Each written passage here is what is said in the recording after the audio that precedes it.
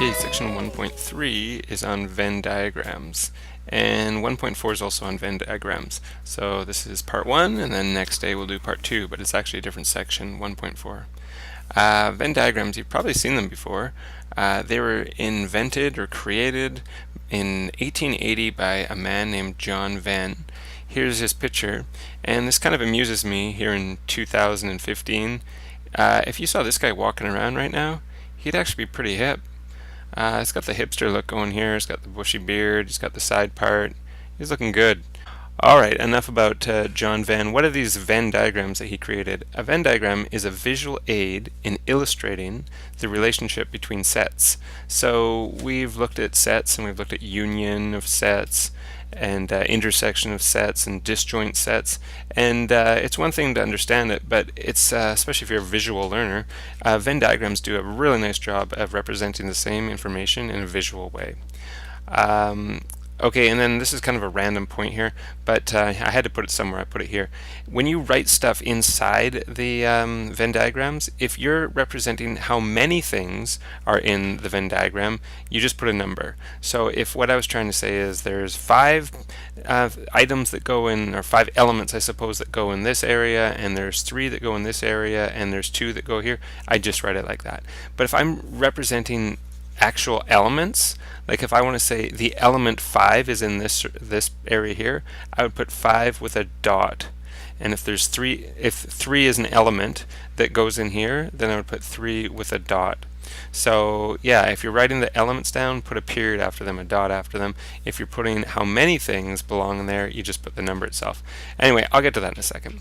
So here we go. This is a simple Venn diagram where you just have the 2 overlapping circles, and basically, as you probably have seen before and understand, there's some items or some elements that belong in this circle here, this big, or not big, but this circle on the left. Let's say that this is set A over here, so I'll put an A up here to represent it, set A. And then there's some elements that belong in this circle over here, and let's say all those items, this is set B, and so those elements are in set B. So the question I have for you is, what's this area in the middle? What goes in this area here? Well, those are the elements that belong in set A, and they also belong in set B. Oh, one other thing, we'll put a U out here. Why are we putting a U out there? Because in the whole rectangle here, this is the universal set. All the elements, universal set is all the elements, right? And they all belong somewhere in this rectangle. Now, if they are in set A, then they belong here. These are the elements in set A, but not set B. Right? That's this part over here. Over here, these are the elements in set B. I should put it there. Set B, but not set A. And as we said, this area here are elements in set A and set B. What about this area here? If it's outside the circles but inside the rectangle, these are elements in U, the universal set that says in. These are elements in U, but not in set A. Again, I did that. Not in set A, nor in set B. Okay? Alright, once we do a few examples, you'll get it, but I imagine most of you have seen this sort of thing before. Or if we were talking about the intersection, let's say the intersection of sets A and B. And so here we have A, and here we have B, and if we want to talk about the intersection, remember that's like A intersection B. How would that look here? Where is the area that's the intersection of these two? Well, this is the intersection right here. These are the elements that are in both A and B, so this is the intersection here. What if we were looking for the union of sets A and B? A and B, so that would be A union B. Again, let's say this is A, let's say this is B. So the union means it's either in A, or it's in B, or it's in both. So in other words, you got to fill in all of A, all of B, and we also included the part where they overlap. So I know this is a horrible job, but all the circles should be shaded in there. Okay, the complement. So complement, let's do complement of set A. Again, this is A, this is B. What's a complement mean? Complement is like this, right? It's like not in A. So as long as something's not in A, it's included. So this time we have to include out here in the universal set. All these things are included. All out here. Do we include any of A? No. Do we include any of B? Yes, we do. But we only include part of B that's not part of A. So everything should be shaded except for the A circle. And again, that's not perfect, but you get the idea. All right, let's start doing some questions here. So it says, this first question, considering the following sets, U, the universal set, is 2, 3, 4, 5, 6, 8, 9, 10, 12, 14, 15. A is 3, 6, 9, 12, 15, and B is 2, 4, 6, 8, 10, 12, 14. And we have to illustrate this using a Venn diagram. Okay, so I'm going to grab a couple circles and put them in here. All right, there we go. So we have U, universal set out here. We'll put A here, we'll put B here. And now we have to put all the elements. And remember, when we're writing the elements, we have to write a period after them all. So let's start with A, 3. 3 belongs in A. Does it also belong in B? No. So our 3 is just going to be here. 6 belongs in A. 6 belongs in A and B. So 6 has to be in here. 9 does not belong in B, so it should just go there. 12 belongs in both, so we'll put that in here. And 15 only belongs in A. Okay, in B we have 2, 4, 6 we already did, it's already in there, 8, 10, 12 we already did, and 14 has to go here. Now, is any numbers we missed? We have 2, we have 3, we have 4. We don't have 5, so 5 belongs out in the universal set. We have 6 written down. We have 8, 9, 10, 12. Yeah, 12's right there. 14 and 15. So this is the only one that belongs out here. Okay, we did it. We represented this information in a Venn diagram. And the reason this is nice, like we could answer all these questions down here. We did this in previous days just by looking at the sets here. But it kind of makes it easier if you use and understand a Venn diagram. So if I'm looking for the intersection of A and B, that's where A and B cross each other. It's the area they have in common. So obviously the two elements are 6 and 12, and the question actually asked how many elements is there in this case. So in this case there's just 2. If I'm looking for the intersection of A and not B, okay, so it has to be in A, but it has to also be in not B.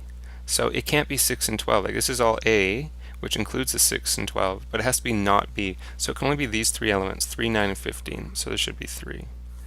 The union of A and B. So that's everything in A and everything in B, including the overlap. So 1, 2, 3, 4, 5, 6, 7, 8, 9, 10 of them. Not A, so it can't be in the A circle. So we have the 5 out here, and then we have 1, 2, 3, 4, 5 more in there. So 6 total. Okay, not A, so it cannot, oh, this is intersection, by the way. So it cannot be in this circle. So far we're down to these 5 plus there. And it intersects with B, so this is no longer included because that isn't intersect with B. So it's just these 5 of them right there, right? Those are the only ones that we'd be interested in. Okay, we start with the bracket. The union of A and B, so that's every point except, or every element, sorry, except for 5. But then it's actually the complement of that, which means all the elements that aren't included in the universal set. So that would just be 5. That's the only element. So there's only one element in this case.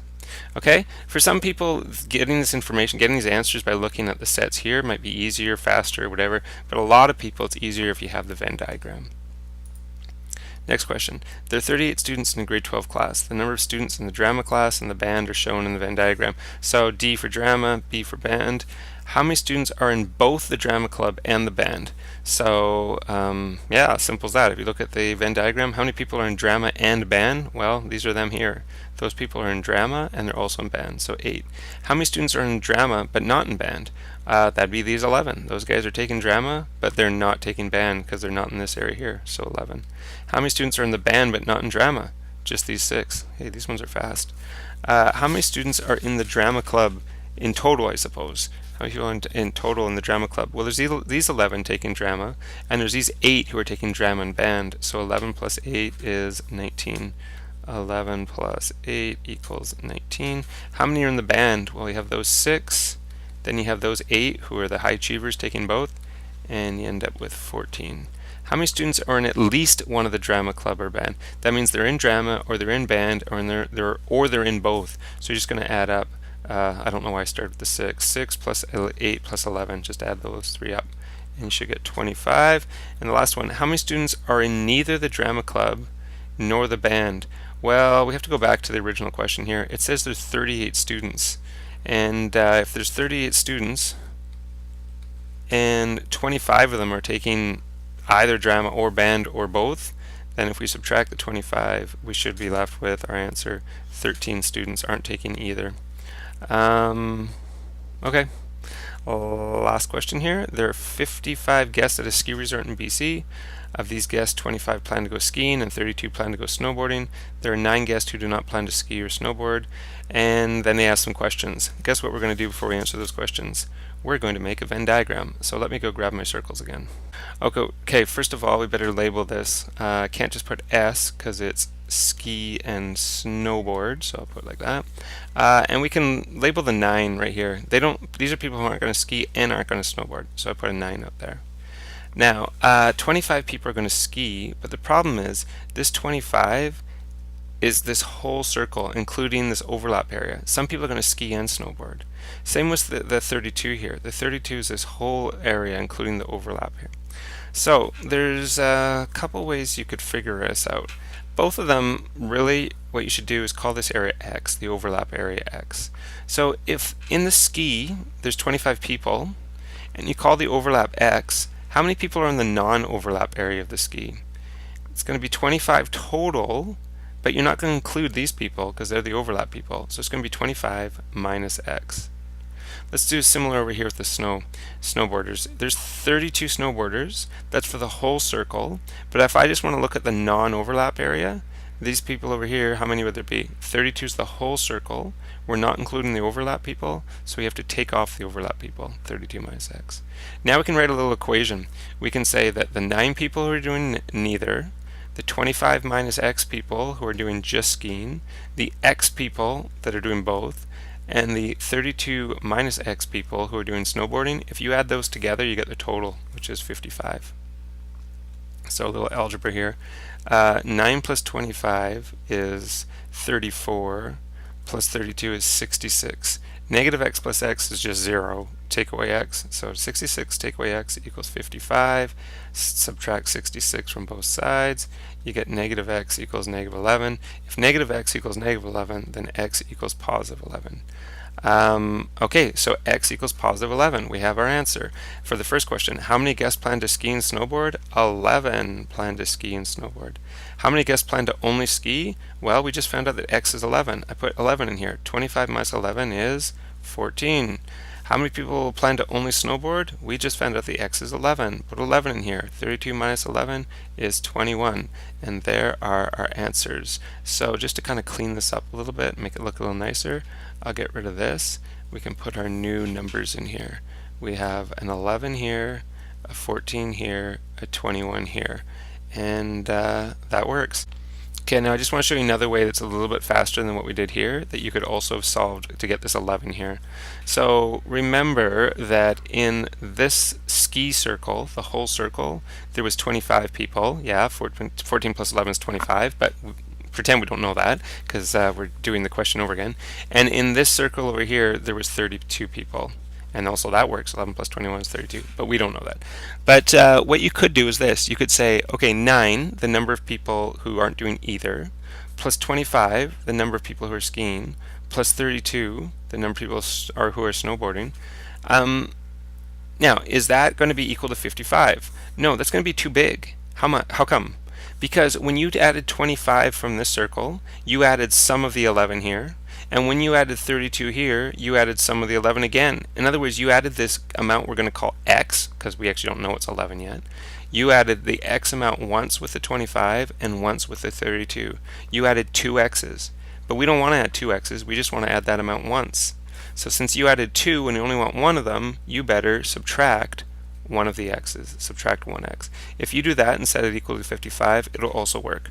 9 plus 25 is 34, plus 32 is 66, minus x equals 55. And if you take a look, that's exactly what you ended up with there. So either one of those two ways will work. There's probably other ways you could do it as well, but I think those are the most common ones. Alright, Venn diagrams will get a little more confusing next time, but make sure you get these, well, it's not basic, it's not easy, but make sure you get this down first. And I hope you like it. I do. I think it's kind of fun. Have this talk with you. My happiness depends on you and whatever you decide to do, Jolene.